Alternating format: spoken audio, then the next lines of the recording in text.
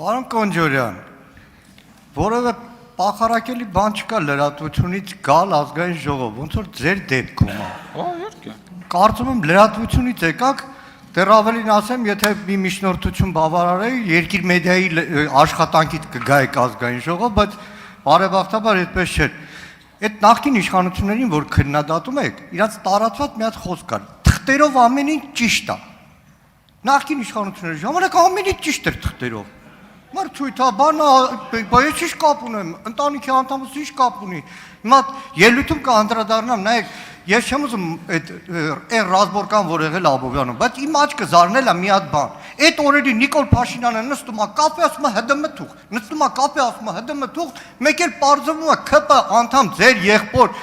անվան հետ կապում են միլիոնավոր դրամներ կանխիկ, ՀԴՄ դոկումենտացիա, բան չկա։ Դոկումենտով ասում եք ճիշտ է։ Պարոն Կոնջորյան, ձեր ելույթից ես ճիշտ հասկացա, մարդ, որը 36 տարի նույն կուսակցության անդամ է, մի վարքյան չի դավաճանել։ Ճիշտ հասկացա, որ ինքնապահպանման նպատակով է, որ մի ժամանակ եղել եք հանրապետական կուսակցության աջակցող կուսակցության երիտասարդականի ղեկավար, հետո անցել եք Լուսավոր Հայաստան, հետո անցել եք քաղաքացիական պայմանագիր, դա որպեսզի դինոզավր չդառնաք այդ սխեմայի մեջ հա մտնում, պարոն Կոնջորյան, որտեղ անկեղծ եմ ասում,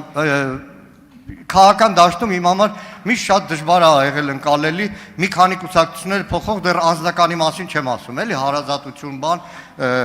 մի կողմ դնելը իմ համար անընդունելի է։ Դա էր հարցը, որտեղ Արթուր Հովհաննիսյանն էլ ասեցի, ինքը վերահսկագրեց, որ դուք կպատասխանեք։ Շնորհակալություն, Արթուր Հովհաննիսյանին տրված ձեր հարցի մեջ փաստական սխալ կար, ես երիտասարդական խորհրդարանում այդ ժամանակ եղել եմ որպես անկախ պատգամավոր, պարոն Մանուկյան, ձեր նշած դեպքերը այն մասին, որ եղել է համագործակցություն տվյալ կուսակցության եւ հանրապետականի միջև, դա եղել է արդեն այն ժամանակ, երբ որ ես որևէ համագործակցություն չեմ ունեցել տվյալ քաղաքական միավորման հետ, ուսանողական տարիքում ես տարբեր նախաձեռնությունների եմ ներգրաված եղել, բայց երիտասարդական խորհրդարանում հանդիսացել եմ որպես անկախ պատգամավոր, դա կարծում եմ, որ ստուգելի է եւ իդեպ երիտասարդական խորհրդարանում իմ հետ եղել է նաեւ պատգամավոր Սևակ Խաչատրյանը, ով եթե չեմ սխալվում, այո, ինձ հարց է գրանցվել, մենք այնտեղ իրար հետ ազգային ժողովում այդ ֆորմատով իհարկե աշխատել ենք։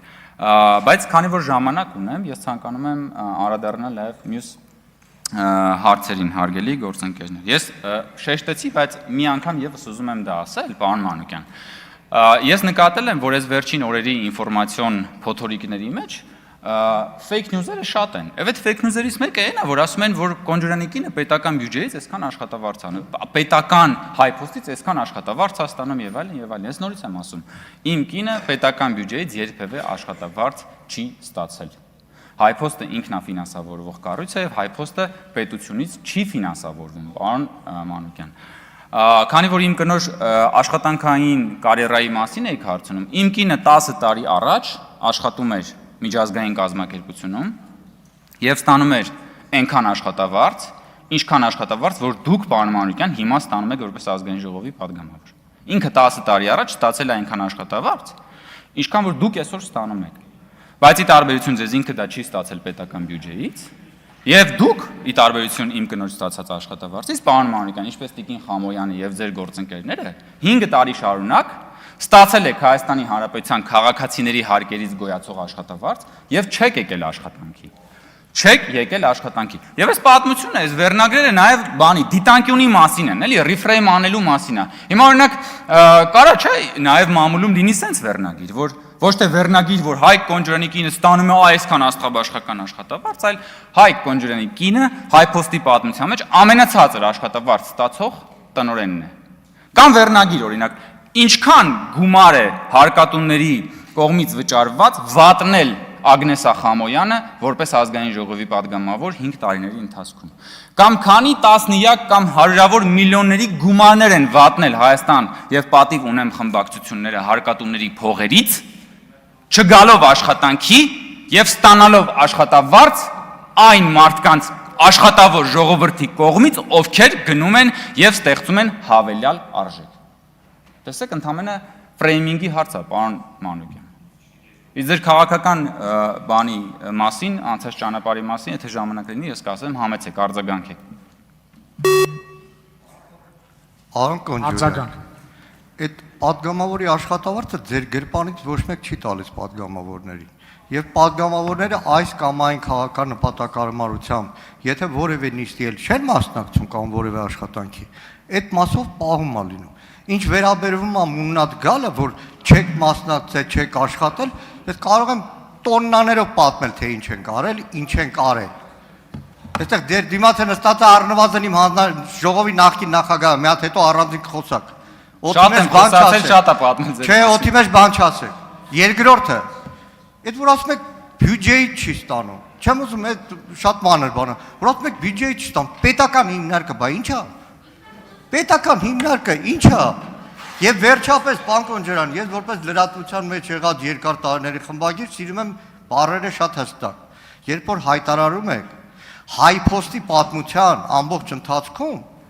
այսինքն 1991 թվականին, օրինակ, փոստային ծառայության տնօրենը շատ ավելի բարձր է ստացել, քան այսօրվա հայփոստի տնօրենը, ձևակերպումը ճիշտ տվեք։ Միգուցե կառավարման հանձնված Ավարտվել է ժամանակը, պարոն Մանուկյան։ Տնօրենն է ավելի ստացել, բայց երբեք մի ասեք հայփոստի ամբողջ պատմության մեջ։ Պարոն Կոնջարյան, խնդրում եմ մի վարքյան, էլի, հարգելի գործընկերներ, այդ թվում նոր падգամավորներ։ Այնտեղ ժամատախտակն է, այնտեղ էլ խնդրում եմ հետևեք ժամանակացույցին եւ մի անցեք ժամանակը։ Ես իհարկե երբ որ մոտենա ավարտը կզգուշացնեմ, բայց լավ կլինի ինքներդ հետևեք եւ չանցնեք, որպեսզի նորմալ ընթացքով ընթանանք։ Շնորհակալություն։ Դե այն կողմին նայեք, այն կողմին նայեք, այն կողմը երևում է, պարոն Մանուկյան։ Կամ գոնե ես երբ որ ձեզ ասում եմ ավարտեք, լսվում էլա, չէ՞։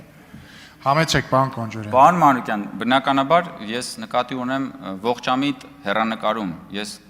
կարծում եմ, որ նույնիսկ վիրավորական կլիներ ձեր համար, որպեսզի ես այդ աստիճան պրիմիտիվացնեի, նկատի ունենալով, ասենք 1992 թվականի մասին, խոսքը ողջամիտ հեռանկարում, ասենք վերջին 10 տարվա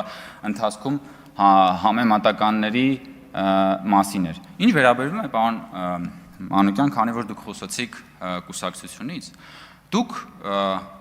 մենք շատ ենք խոսել այս մասին, էլի, դաշնակցության պատմության, եւ դա իմ ամենասիրելի ժանրն է։ Իդեպ ես ուզում եմ նկատառում անել, ես չէի կարող տեղից նկատառում անել, բայց դա շատ կարևոր է։ Երեք որ իմ գործընկերոջ պարոն Ռուբինյանին ասում էիք, բա որ բանի 18 թվականի մայիսի 28-ին, օգոստոսի 1-ին, բա դաշնակցությունը քանի քառակուսի կիլոմետր, 70,000 քառակուսի կիլոմետրով Հայաստան տվեց, չէ՞, տենց եք, չէ՞ ասում։ Շատ, իսկ ինչ եղավ ընդամենը 1 շաբաթ անց դրանից։ 1 շաբաթ անց Բաթումի պայմանագրով հունիսի 4-ին 18 թվականի Հայաստանի Հանրապետության տարածքը մնաց 10,000 քառակուսի կիլոմետր։ Այդ բանակցությունների ժամանակ էլ պատվիրակությունը ղեկավարում էր բանը դաշնակցական Ալեքսանդր Խատիսյանը։ Բա ժողովուրդ ջան, բա պարոն Մանուկյան, դուք որ ասում եք դուք համոզված դաշնակցական եք։ Դուք դաշնակցության ինքնությունը ես կարծում եմ որ չեմ ուզում ուրիշ բառ օգտագործեմ, բայց չեք ընդունում։